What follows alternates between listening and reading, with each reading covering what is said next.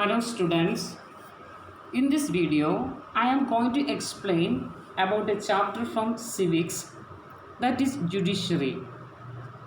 We know judiciary is the third organ of the union government.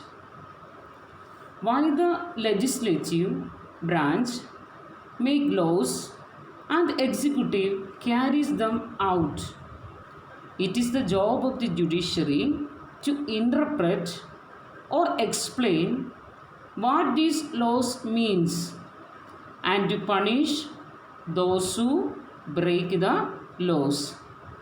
Clear? What is the function of legislature? Function of legislature is to make laws. And the function of the executive carries these laws, execute these laws. Okay, and what is the function of judiciary? The function of the judiciary is to interpret or explain what these laws meant. Under our constitution, judiciary is a single integrated judicial system of courts for the union and state, with the Supreme Court at the apex. Means in the constitution we have a single integrated judicial system and the Supreme Court is at the apex. So you may think, what is single integrated judicial system?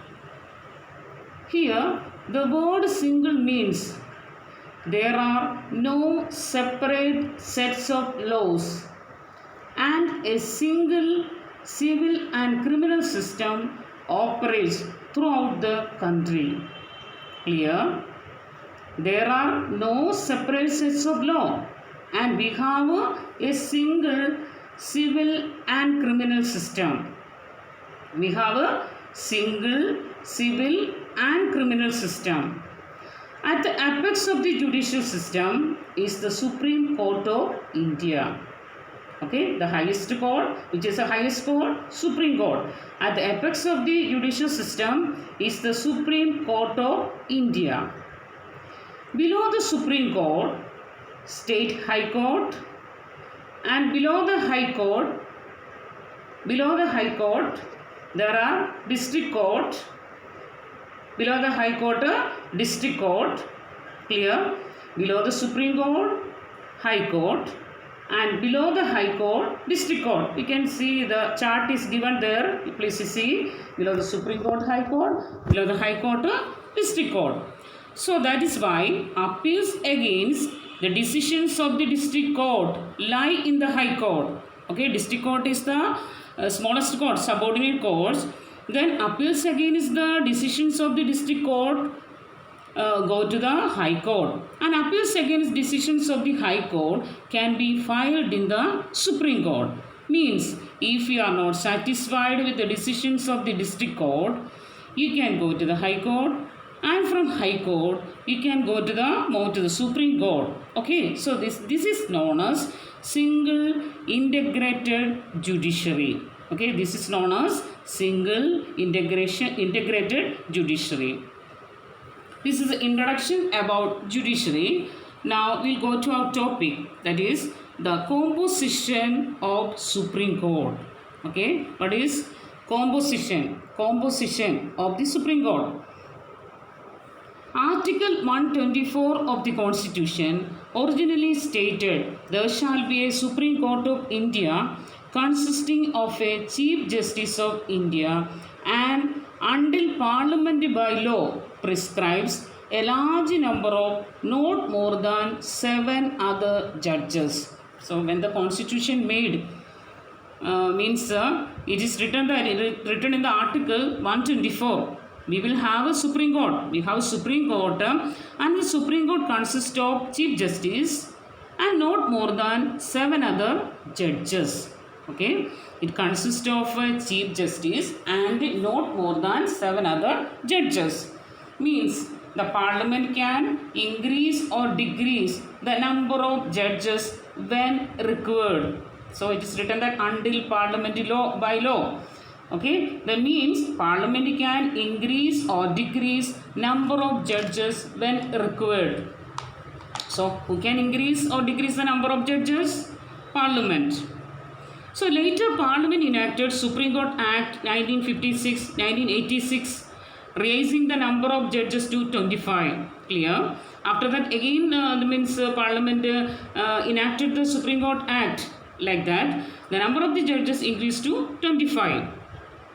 In 2008, government passed a bill which increased the number of Supreme Court judges from 25 to 30, excluding Chief Justice of India. Clear that? So we can say that what is the number of the judges? Number of the judges is 30 judges, excluding Chief Justice of India. Okay, means 25 to 30, and the number of judges. Other books and all is given 30 judges. Number of the judges is 30, and excluding Chief Justice. Then means 30 plus Chief Justice. Clear? So here in this paragraph we learn three important questions. First question is, what is the composition of Supreme Court? Next, who can increase the strength or who can determine the strength of the Supreme Court? Parliament. What is the number of judges of the Supreme Court? Clear? So next, now we learn about the qualification of Supreme Court judges.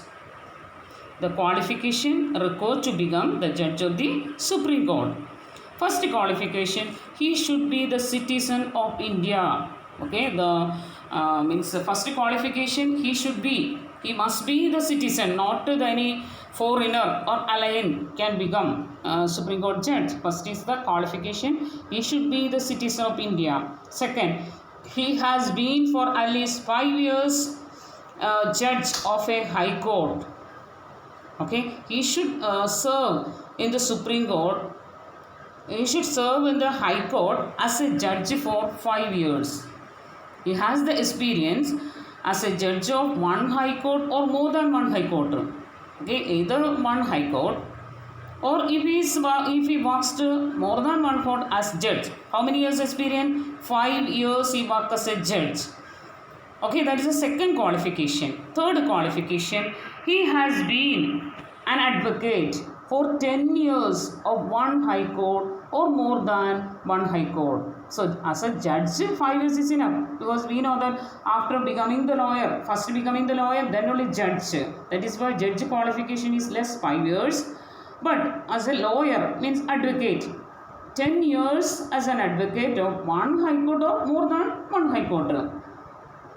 Third qualification, in the opinion of the President, he should be a distinguished lawyer. Means a very well experienced and qualified lawyer also can become, also the President can appoint as judge of the Supreme Court. That is, in the opinion of the President, a lawyer is very good, perfect, then he can also be appointed.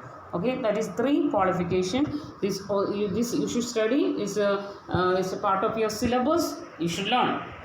Next I explain about the appointment of the judges. Every judge of the Supreme Court shall be appointed by the President. So all the judges of the Supreme Court shall be appointed by the President. Clear? Who appoint the judges of the Supreme Court? President. Clear? And next is about the appointment of the Chief Justice. For the appointment of the Chief Justice, President consult the judges of the Supreme Court and High Court. Okay, appointment of the Chief Justice and appointment of the Chief Justice, President is appointing. Chief Justice is also appointed by the President, but he consults with the judges of the Supreme Court and High Court. And as a Supreme Court judge, okay, a ruling is that Supreme Court ruling indicates that the senior most judge of the Supreme Court should be appointed to the office of the Chief Justice of India. So, you know that 30 judges are there, and again Chief Justice also.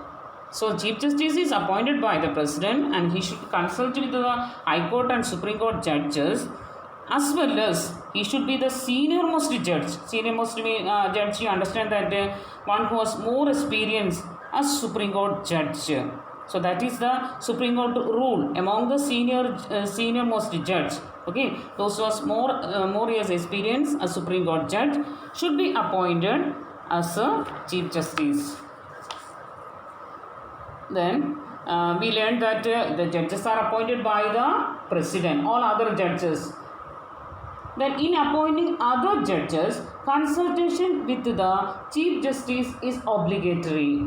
So, judges are appointed by the President, but consult with the President should consult with the Chief Justice.